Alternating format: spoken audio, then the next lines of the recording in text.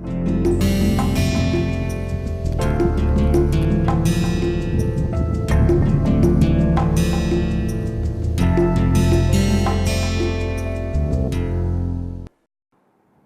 we are here in the last lecture of the 5th week.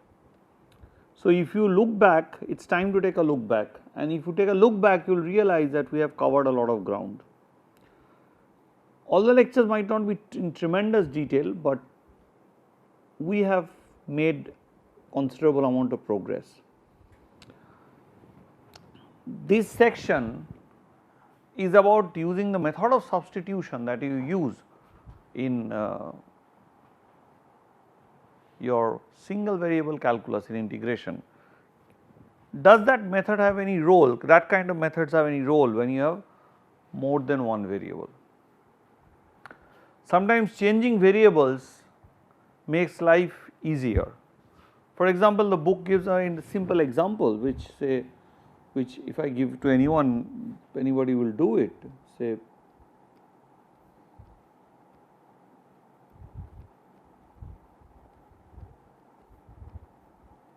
so if I have to evaluate it, this kind of integral. So we are going to talk about. So what am I supposed to do? How do I evaluate it? What I do is I will put x square is equal to u, and I know 2x dx. So 2x is the derivative of this is d. So du dx is 2x. So 2x dx is du. So basically what you do, x dx is then half of du. So your whole thing gets changed. So when x is 2, u is 4, and then when x is 3, u is 9. So it is sine of u half du, and then you can integrate it. You know what to do, is minus cos u.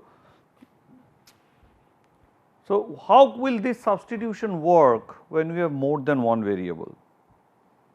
So if I have two variables x and y, how does this idea of substitution works? So this brings us to this new chapter or new topic, change of variables.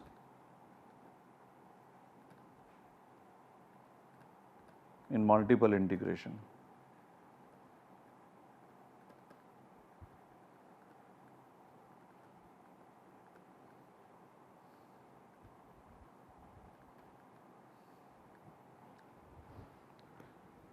There are two popular ways of identifying points on the plane R2.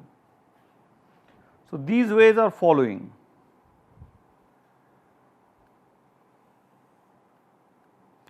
Take a point which is given by the coordinate x, y. This is the Cartesian coordinate, and if you observe this x, y, this vector which we call r has a magnitude r, that r. Now this direction vector makes an angle theta with the x axis. So this r and theta can actually tell me where a point is located, because x can be, by knowing, if you know basic trigonometry, you will know x can be expressed as r of cosine theta. This is your x, and this part is your y, and y can be expressed as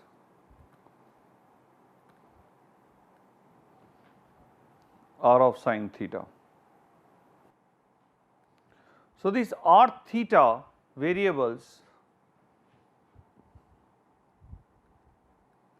r theta, they are often referred to as polar coordinates. So I can represent this point by r theta, called polar coordinates.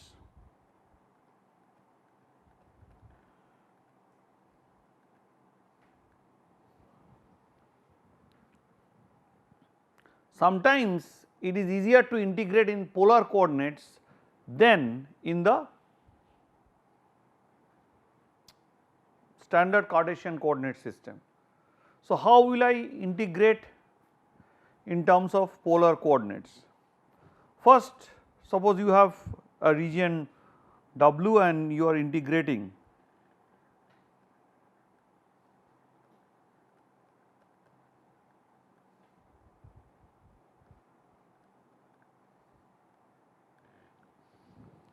so first you have to substitute in place of x and y in f r and theta, x is r cos theta, y is r sin theta. That is, you have to construct a function f tilde r theta, which is f of x cos theta, f of x cos theta in place of y it is r sin theta. Now, the domain W has to change to W some W star, the domain W has to change to some W star, and then you integrate over the polar coordinates. Now, here I have replaced, for example, du is x dx is replaced with du. Now, here my elemental area dy dx or dx dy is replaced by what? What should it replace? Should be replaced by what is that? For what should replace dy dx in this case? So, we have to now first look at what is the meaning of an elemental area when we are talking about polar coordinates.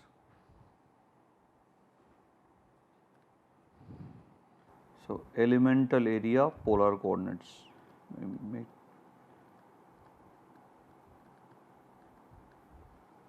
elemental area polar in terms of polar coordinates.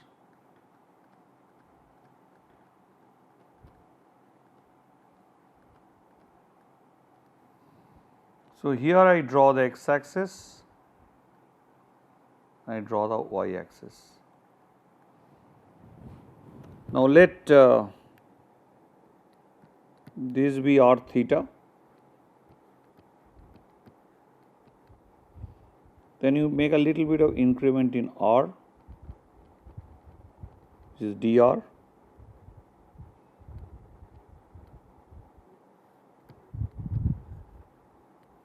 Now, little increment in theta.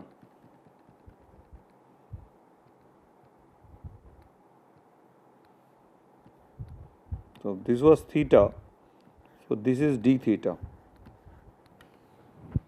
So, now my elemental area is this one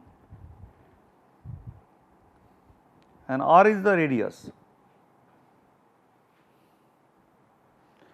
Since dr is very small, I assume that this area, this zone, this line and this curve, the outside curve, the outside arc means the inside arc means which is this one and the outside arc which is this one, they are almost of the same length, this kind of a rectangle, though really it is not, but we are assuming that it is. What is the area, what is the length of such a thing?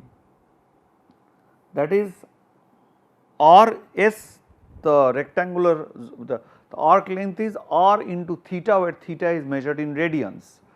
So, if I measure theta in radians, theta is measured in radians.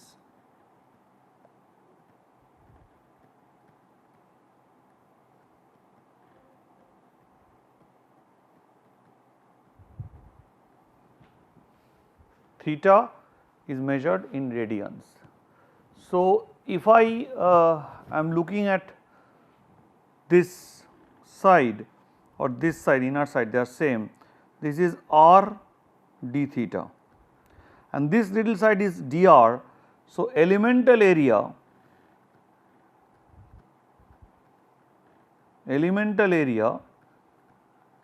is equal to r dr d theta. So, the idea is very simple, replace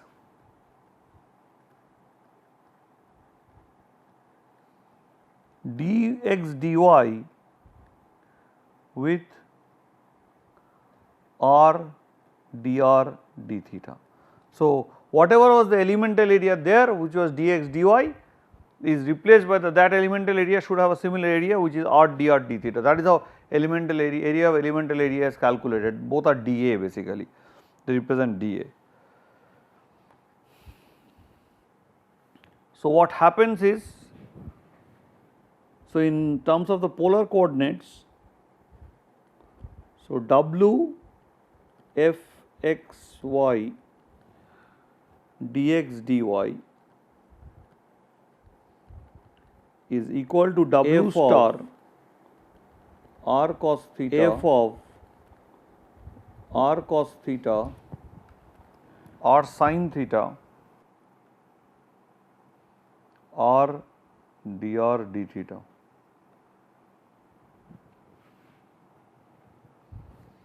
Elemental area is actually, maybe I should write it much more, is r d theta, this angle d theta into the radius, that is the arc length, then into dr. So which I can write as, is preferably written as r dr d theta. So this is what I have, where w star is the corresponding zone. For example, if I take W is a set of all x y such that x square plus y square is equal to a square. So it is a circle with center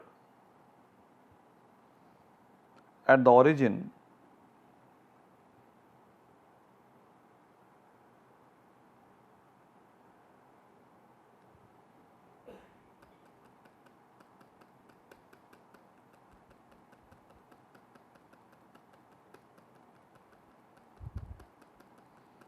this is your W.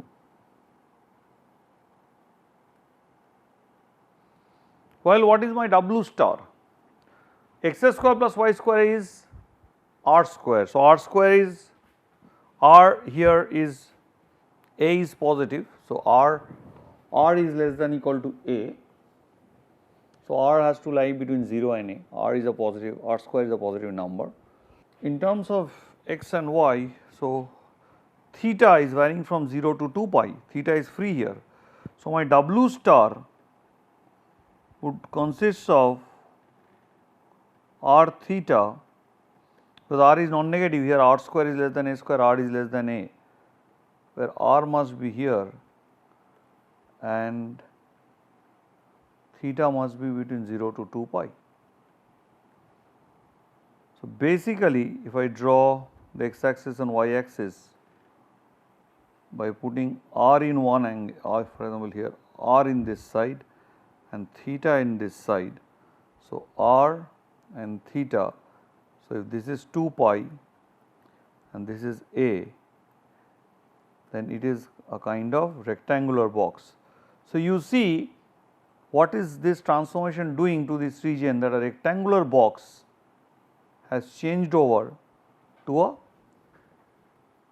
rectangular box, a circular region has changed over to a rectangular box, and you know how to integrate over a rectangular box. The same kind of integration that you have done.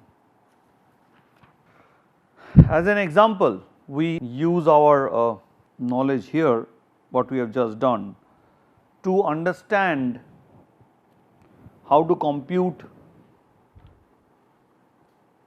This is an example from the book. Please understand that we are continuing to use this book. Those who have not seen this book, again I want to show it. Please see that this is the book that I am using. It is called Basic Multivariable Calculus by Gerald Marsden, Tony J. Tromba and Alan Weinstein. Basic Multivariable Calculus. This is exactly what I have been using throughout. I have maintained a single text, which is much more easier when these kind of subjects, where these particular subject where a lot of practice is needed to get used to a method. So there goes a story of John von Neumann, who is one of the world's greatest mathematicians of the 20th century. And John von Neumann has this story that there was a physics student in Princeton, and he got stuck with a PDE, which his supervisor couldn't even solve. Okay. So, then he told his student that why don't you go to John von Neumann and ask him.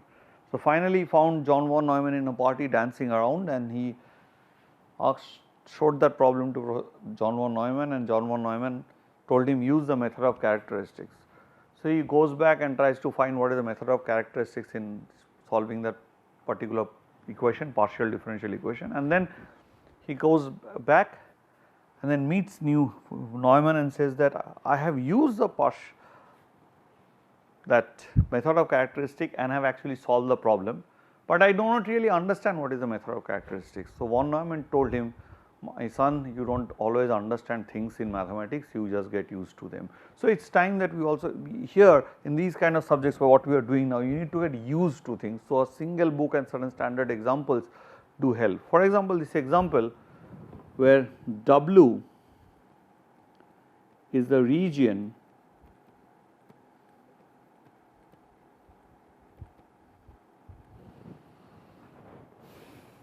in R2 plus, that is in the first quadrant, lying between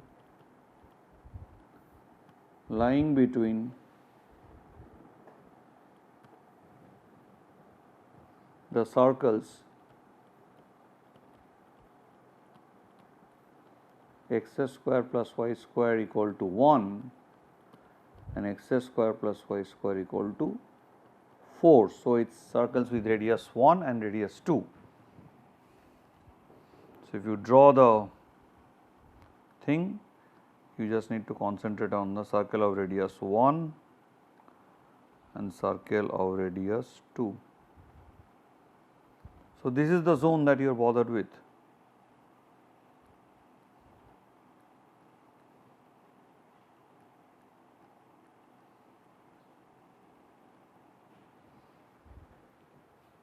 So, R is lying between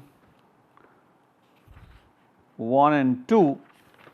In this case, if you look at the polar coordinates, this is radius here is 1 and radius is 2. So, R is lying between 1 and 2 and theta is lying between 0, angle could be 0 or it could be pi by 2. So, 0 to pi by 2.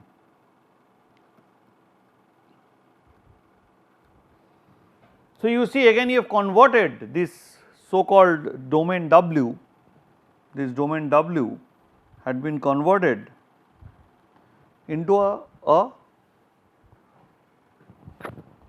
domain W has been converted into a domain W star, which is rectangular in nature, where your iterated integration will work. So, your area is 0 to pi by 2, for example, this pi by 2.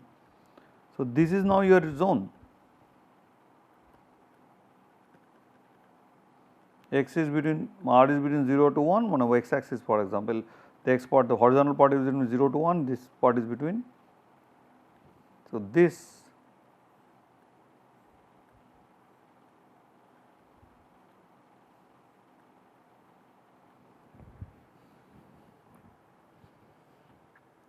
part is my W star.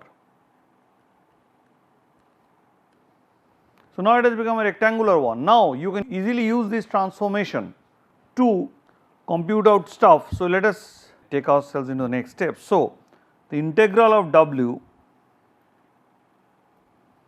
log of x square plus y square dx dy. So, R is varying from r dr d theta. So, R is varying from 1 to 2 and this is varying from 0 to pi by 2, and so you can use iterated integral technique. X square plus y square is r square r dr d theta. So, you know that this is nothing but 2 0 to pi by 2 0 to 1 log r r dr d theta. So, if we integrate out this, finally I am not doing the integration completely, the answer turns out to be pi by 2 into 4 log 2 minus 3 by 2. You see, so this change of variable has made a slightly difficult looking domain transform into a much more easier looking domain, and you can solve the problem by the method of iterated integration. The goal is to solve these by the method of iterated integration. You can come to triple integrals. In triple integrals, we are talking about cylindrical coordinates. Just like polar coordinates, when it comes to triple integrals,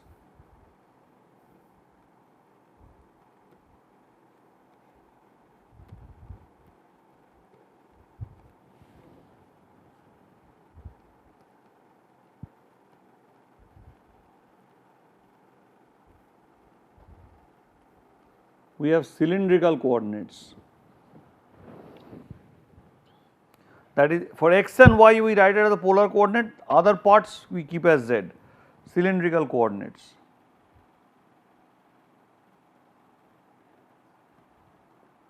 That is, we move from x, y, z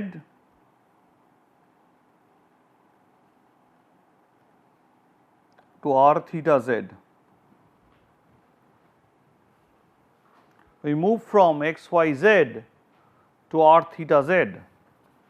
So, in that case, here you write x is equal to r cos theta,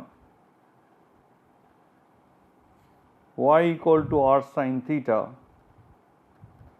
and z becomes equals to z. And here the elemental volume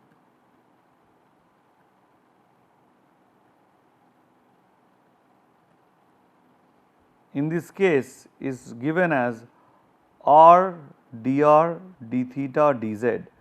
So, we have to replace dy dx dz, replace by r dr d theta dz. So, it is the same way you can operate on this. For example, if you want to evaluate that, this is an example here in the book. If you want to evaluate, say, so here one has to understand we can put restrictions on x, y and also on z. So, for example, here we will integrate over w, we will say what it is, x, y, z into dx, dy, dz, where the w domain is consisting of triplets of point x, y, z in R3 such that x square plus y square is equal to less than equal to 1. So, it is a circular region, and z, so z is lying between 0 and x square plus y square.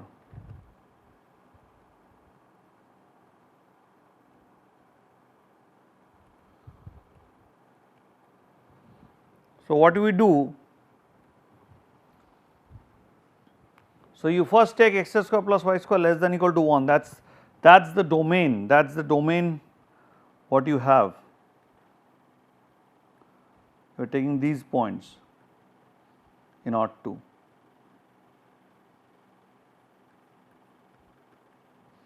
This is the circle x square plus y square less than equal to 1. Now, you are talking about the graph of x square plus y square. So, here is the paraboloid.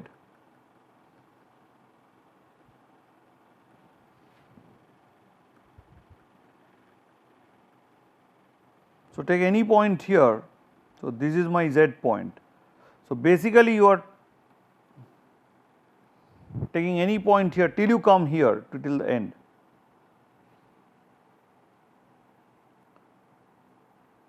So, this is the volume that you are trying to compute.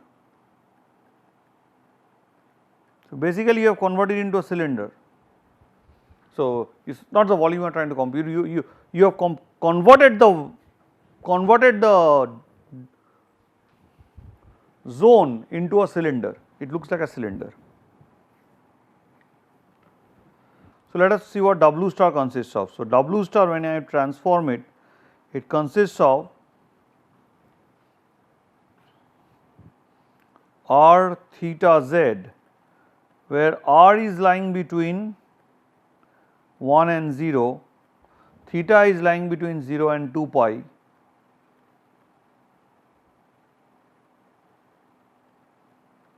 and then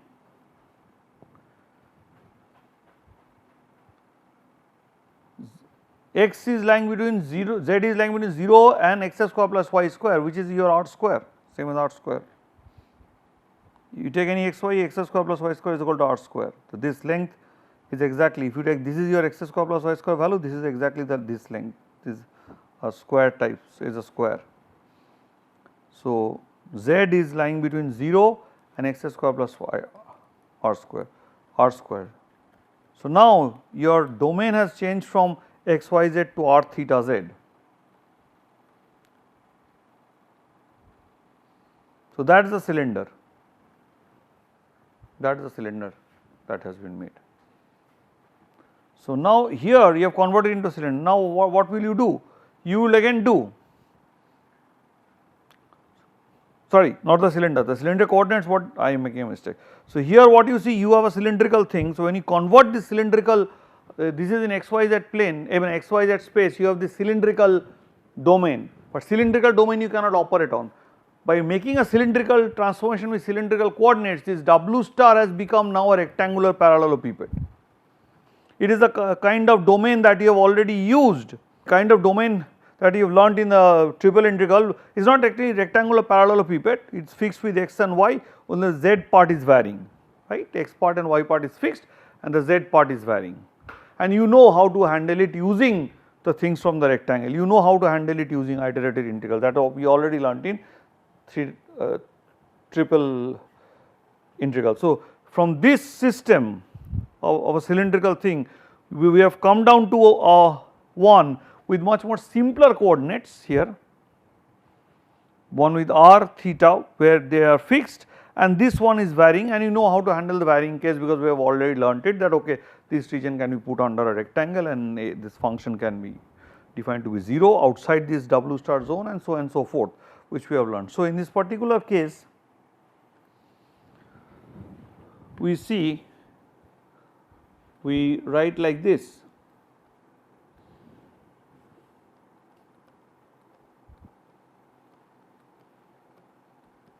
First we integrate this with respect to z. So, here you will have r cos theta, r sin theta z, r cos theta, r sin theta, z, r dz, then dr, then d theta. So, after this when I integrate out z, it will be in terms of r. So, then you integrate from r is from 0 to 1, then where we have just will be left with functions of theta integrated from 0 to 2 pi. That is the way you should do it. And if you integrate this,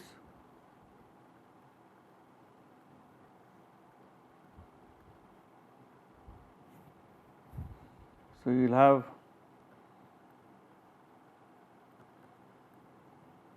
z r dz dz. Now, you integrate with respect to r, sorry z first. So, you have that only one z. So, r cos theta, r sin theta remains constant, and z you integrate out with, so it will become z square by 2, and then you put r square r 4, and this r into this r will r cube sin theta, r cube cos theta. So, r 4 by 2 dr d theta, then we integrate the theta out. So, finally, we will have 0 to 2 pi 1 by 32 sine of 2 theta. I will not go in the details of the computation, you can check the details yourself. that will give me finally the answer to be 0. So, that is one way of it. There is something called spherical coordinates, which is also often used, but we will just mention what is a spherical coordinate. Spherical coordinates come like this. This is how we describe spherical coordinates. So, if you have a point in x, y, z in space,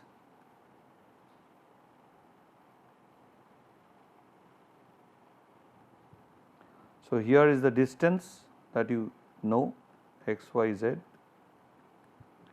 So, the angle of this line joining the origin, the line segment joining the origin and x, y, z, this angle, it makes angle phi with the z axis, and it makes an angle, suppose I drop a perpendicular from x, y, z to the x axis. So, it gives me the point x, y, 0, join that line with the origin, and that new line makes an, which is r here, makes an angle theta. So, if you go at x, what is r, right? So, what is x here? So, in this case x is equal to r cos theta. What is my r? R, if you look at it, is equal to this. This is your r also, this is your r, and this is nothing but rho sin phi.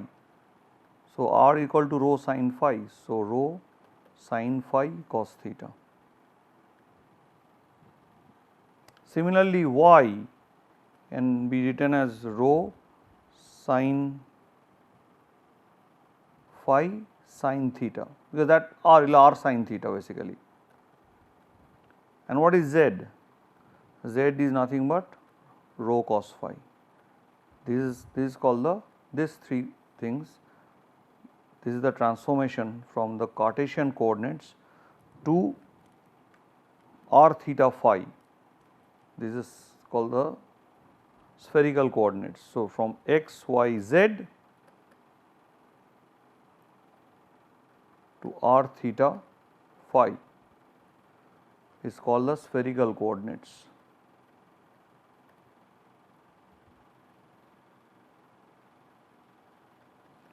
So, we had a pretty decent idea of what kind of transformation we use largely in natural sciences, but now we want to give you a more general mathematical description of how to do a transformation.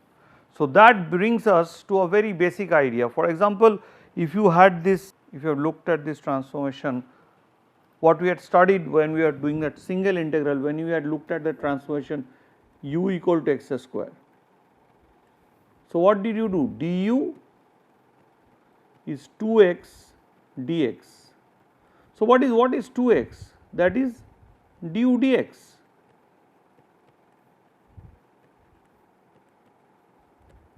So, that is the way transformation is done. Du is nothing but du dx into dx. But then how do I go do this thing in case of what is this is actually called the differential of u.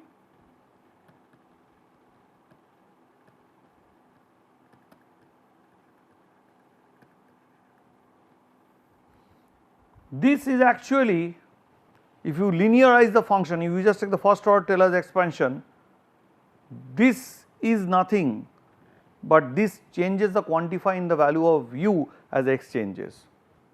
This term du dx into dx, that is all.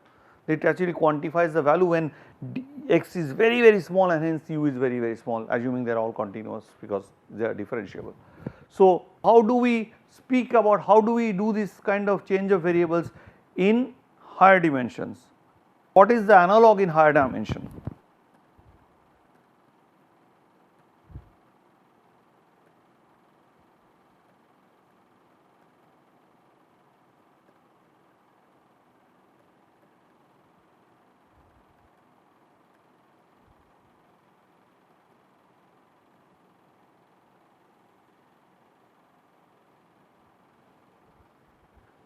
So, what is the analog in higher dimension? So, now suppose you have x, y are functions of u v, like x, y are function of r theta, x is r cos theta, y is r sin theta. So, x, y, suppose x and y are functions of u v.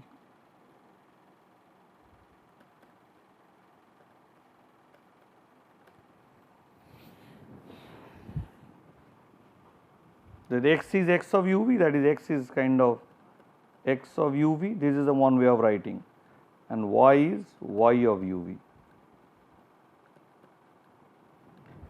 We compute what is called the determinant of the Jacobian. So, we shall compute what is called the determinant of the Jacobian.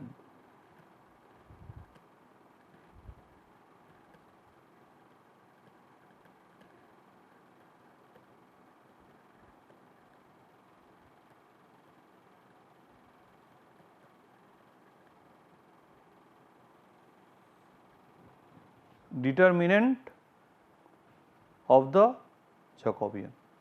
This is symbolically written like this.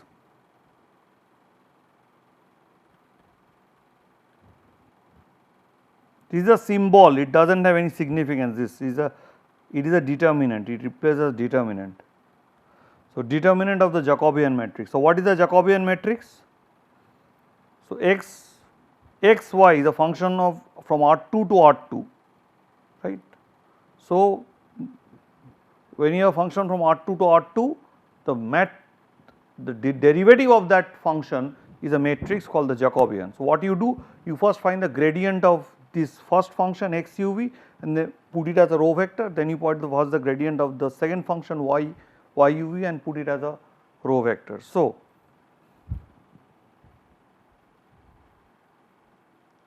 del x del u del x del v. So, these are, so this is the determinant. So, del y del u del y del v. So, this is the determinant. So, what we can actually show that the following thing occurs, that we can show that integral some domain W, same way we can go for 3 variables also, 3 to R3 to R3, but we are just concentrating on 2 variables.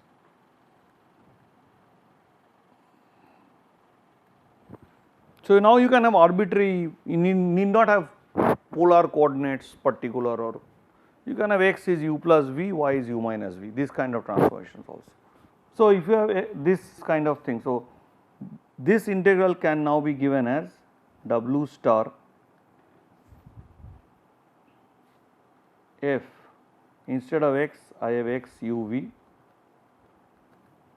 instead of y I have the function of u, y as a function of u v, into the determinant del x y. So, what we need is a determinant of, so this is the Jacobian matrix. I first wrote it as a determinant, but let me just, for not to make you uncomfortable, this is the Jacobian matrix first we compute. So, this is a symbol, the standardized symbol in multivariable calculus for the Jacobian when you are writing this sort of transformation, Jacobian matrix of the transformation.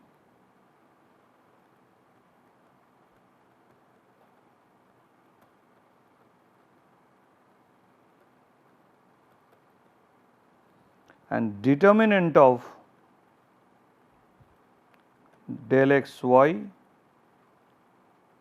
del u v is written as del x y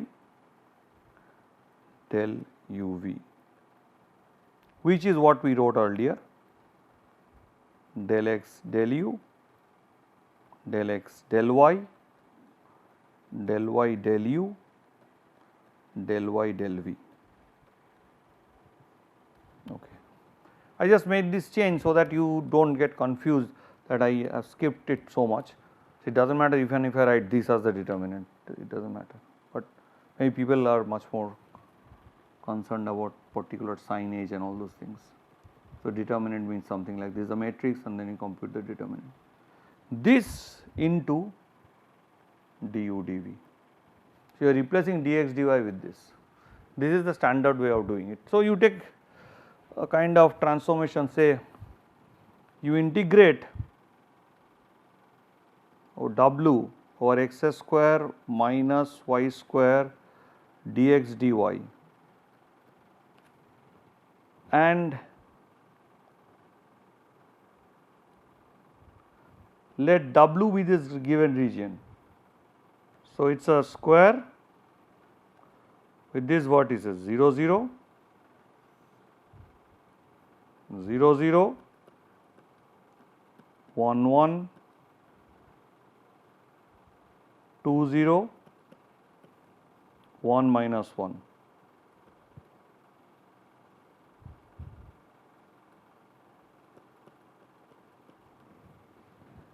This is my w. Now, let me look at w dash. So, to compute w dash I need a transformation. Let us put that the change of variables x is equal to u plus v and y is equal to u minus v, and from this transformation what happens? So, you can actually calculate out u. So, 2u here is x plus y, or u is x plus y by 2, and v is x minus y by 2. So, you know when x is 0 0, y is 0 0, when x is 1 1, x is 1 and y is 1, then u is half, right. So, when it is 2 0, when x is 2 and y is 0, so when u is 0 0, when x is 0 0, that is my original thing, then I should have u as 0 0. Now, when x is 2 and y is 0, then u must become 1, and when x is 2 and y is 0, v also becomes 1. So, 2 0 gets shifted to 1 1, right. So, what is 1 1? So, anything suppose this 1 1 was here in this zone, that becomes 1 0, that becomes a vertex here. So, basically this w star becomes this thing, w star becomes this rectangle with 0 0, 1 0, 1 1 and 0 1. So, similarly now we compute this.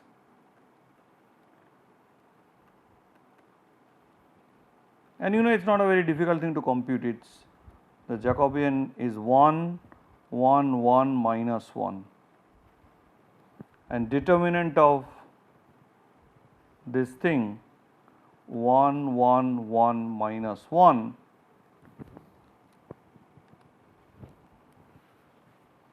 is equal to minus 2.